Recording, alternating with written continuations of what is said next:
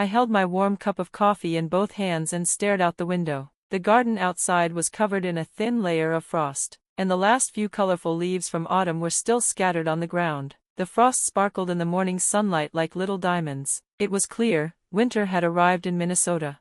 Our home was in a quiet, fancy neighborhood in Eden Prairie. Everything around us looked peaceful, but my heart felt a little heavy. Another Thanksgiving was just around the corner.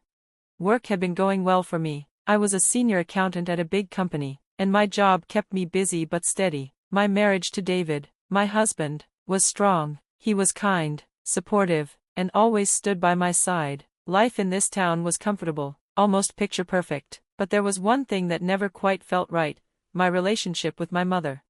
"Amy, are you ready?" David's voice came from behind me. I turned and saw him standing there in his dark business suit, his suitcase by his side. He looked sharp and focused. David had an important trip today. He was heading out of town for a big business meeting, one that could mean a lot for his company. As an executive in an IT firm, he had been working hard on a new project for months. "Yes, I'm okay, don't worry about me," I said with a small smile. David wouldn't be home for Thanksgiving this year, and even though I understood how important this trip was for him, I also knew how much my mother would hate the idea. "Did you tell your mother?" he asked gently. I nodded. "Yes, but of course, she wasn't pleased." She said, "I can't believe you're putting work before Thanksgiving." I rolled my eyes and repeated her words with a bit of sarcasm. David smiled slightly, but he understood. My mother, Martha, was a strong woman with a powerful presence, especially in our local church. She ran the charity events, organized fundraisers, and was known by almost everyone in town. To her, Thanksgiving wasn't just about family or food, it was a performance, a stage to show off her perfect family. Growing up, she always talked about our pure bloodline, something she was oddly proud of. It was her way of saying we came from a long line of respected, well-known people in this area. But sometimes, the way she said it felt cold and hurtful, especially after what happened to me 2 years ago. That year, I got pregnant for the first time. David and I were overjoyed, but not long after, I lost the baby. It broke me, and after that, I noticed something in my mother's eyes, something I didn't expect. While she hugged me and told me she was sorry, I also saw a flicker of something else. Maybe it was disappointment, or maybe, strangely, it was relief. I never forgot that.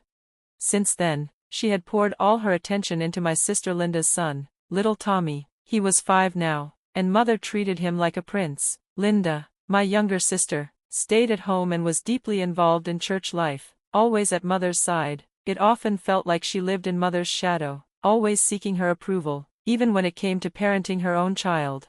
Linda's husband, John, was a quiet, honest man who ran a real estate company, but lately, even he had seemed unsure of what was happening at home. I had noticed something strange too, something about Linda's growing closeness with the new assistant pastor at church, Adam Foster. Adam had joined our church about 6 months ago. He was young, charming, and very popular among the women in the congregation, but the way Linda acted around him didn't sit right with me. It felt too personal, too familiar. David touched my shoulder, gently bringing me back from my thoughts. "Are you sure you'll be okay?" I looked at him, trying to be brave. Yes, I'll be fine," I said with a quiet breath. "Don't worry, I'll deal with it in my own way." He nodded, understanding everything I wasn't saying. That's one of the things I loved most about him, he always just knew. "I should go," he said. I walked him to the door. A sharp, cold wind blew in when he opened it. I hugged him tightly before he left. Tomorrow was Thanksgiving, my mother's big day. The table would be perfectly set. The guests would all be dressed nicely. Linda would be there with John and Tommy. Everything would look beautiful on the outside. But I knew something was wrong, something deep underneath the surface. There were cracks in the picture she was trying to paint, and I could feel it. As an accountant, I was trained to notice small details that others missed, and in my gut, I knew something was being hidden. And whatever it was, I had the feeling that it was about to come out. This Thanksgiving might be the one that changes everything. Maybe that's what was meant to happen all along. It wasn't just family tension I was dealing with, I had also discovered something serious about Mother. Martha Anderson, my mother, had been secretly using church money for her own personal needs. It wasn't huge amounts, but it had gone on for years. She used the church's funds like her own private account, Even if the money wasn't much, what she did was wrong, very wrong. I sighed deeply, staring at the documents I had gathered. This was proof, clear evidence that could destroy her influence at church. I didn't know what to do with it. Part of me felt angry, part of me felt sorry for her. Could I really expose my own mother? I didn't have much time to decide, because something unexpected happened. One afternoon, my sister Linda came to my house. She looked anxious, nervous, like someone being followed by a shadow. "Amy," she said suddenly, "you're looking into me, aren't you?" Her voice shook, a mix of fear and anger. "What are you talking about?" I asked, confused but calm. "Adam told me someone's been going through the church's financial records." I didn't say anything, I just looked at her. She seemed frightened, like a child about to be scolded. Her hands trembled slightly. "Please," she begged, her voice softening, "if this comes out, if people find out, Mother will be ruined, the church, everything." I stood there, quiet for a moment, then I asked in a firm, quiet voice, "Linda, tell me the truth, all of it." She looked like she was about to cry. Slowly, painfully, she began to speak. She told me that she had met Adam 5 years ago, back when he was still a seminary student. They had started a secret relationship, and not long after that, she became pregnant. "Tommy?" I asked softly. Linda nodded, tears finally falling from her eyes. "Yes, he's Adam's son. Does Mother know?" Linda covered her face with both hands, then she whispered, "Yes, Mother found out early on, but she helped me hide it. She said we had to protect the family name." I felt like the air had been knocked out of my lungs. Before I could even respond, my phone rang. It was the hospital. "Miss Anderson," said the nurse on the other end, "your mother has been brought to the emergency room. We think she had a stroke." I stared at Linda. Her face had gone completely pale. We rushed to the hospital. By the time we arrived, Mother had already been moved to the intensive care unit. Church officials were waiting, and Adam Foster was there too, standing awkwardly in the hallway. The doctor explained that Mother had collapsed suddenly during a church meeting. The reason? She had received an anonymous letter. It listed all the secrets: her misuse of church money, Linda's affair with Adam, Tommy's real father. "Who could have sent that?" Linda whispered, shaking. I didn't answer. I just stared out the window. Snow had started to fall outside, quiet and cold. It looked peaceful, but inside the hospital, everything felt like it was falling apart.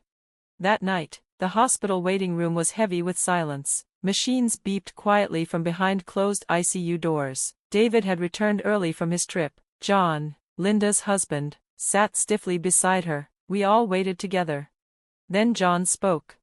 "The DNA test results came back," he said. His voice was low and shaky. I felt my stomach tighten. "Tommy," he swallowed hard, "he's not my son." The room went completely still. The silence was crushing. I turned slowly to Linda. "Tell us everything, all of it." She didn't answer right away. She just covered her face again. But finally, she spoke. Her voice was soft, broken. "5 years ago," she said, "when Adam came to the church."